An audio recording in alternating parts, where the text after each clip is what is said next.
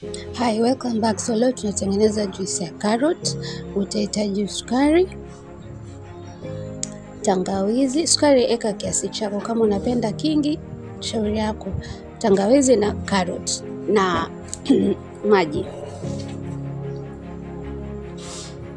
So just the same process, una blend vitu, eka maji kidogo, eka sukari. Ukitaka kuchemsha sukari kwanza ndio utaongeza the rest, nitaonyesha in another video.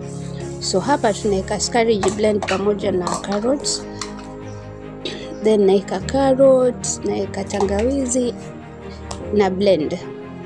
After blending, usisahau kuchuja ndio upate the fine juice bila any particles ukikunywa. So unachuja kama hivyo, na this is what you should expect. Sawa.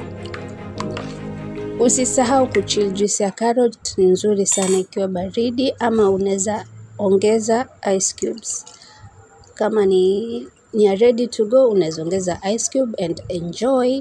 Let's meet in the next video. So usisahau to comment in any way, to any emoji. I will